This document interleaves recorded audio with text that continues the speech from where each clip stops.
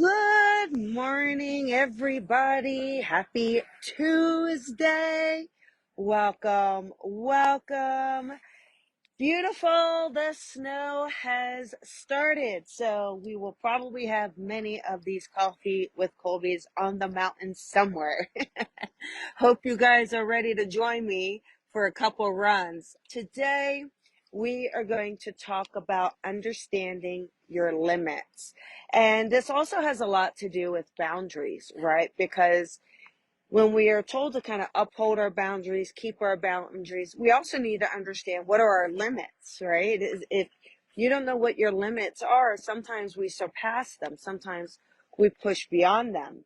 In some ways, this can be positive, right? So in some ways, when we do go beyond our limits, we're learning that we can grow, that we can stretch, maybe have more patience, more tolerance, more understanding.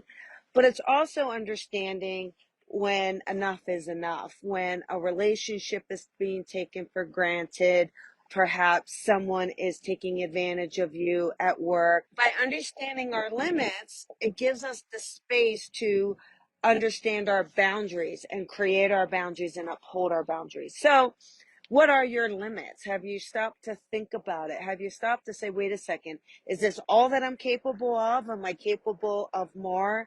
Am I completely exhausted all of the time and feeling drained because I'm working beyond my limits, because I'm not upholding those boundaries? So when we look into ourselves and what we need and really what keeps us in that positive vibration, keeps us in that positive space, that will also keep us in alignment. How are you doing with your limits? Is somebody pushing your buttons? Are you being tested? Are you feeling good in your structure? Are you feeling good with how you are upholding your space and your integrity, your morals? All of that is important, that we stay in alignment with those things.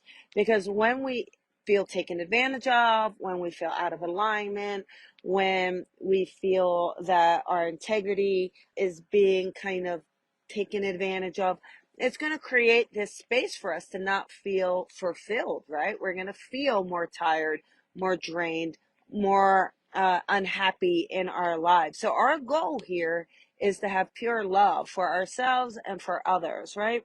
Is to be able to have that space of love, that space of peace, that space of alignment. That's going to help you manifest more. It's going to help life be more fulfilling. It's going to help you stay on track with things. And it's certainly going to help you stay in your power, right? And that's really essential. Staying in your power is so key to your overall well-being. And sometimes we just take our well-being for granted. But do you realize, like, if your well-being is not a priority for you, it ends up becoming mentally draining, spiritually draining, and physically draining. You actually could create illness within yourself as well, right? When we're feeling too run down, too stressed. So understanding your limits, learning how to push them, expand them, move beyond, but also how to then understand, like, when it's too far or it's too much, especially when it's someone else encroaching on our space or encroaching on what it is we desire. So this is our chance to say, wait a second, I want to have people around me that value my boundaries, that value my limits. I want to be in a space where I value my own limits, right? That you feel really good with where you are and knowing that you can do that. It's just having a voice. Sometimes that can be very difficult, especially if you're someone who genuinely just doesn't like confrontation, right? Or the person overreacts, or you happen to have a lot of narcissists around you. Very possible. So when this happens, it may be more difficult for you to express yourself, more difficult for you to have that voice.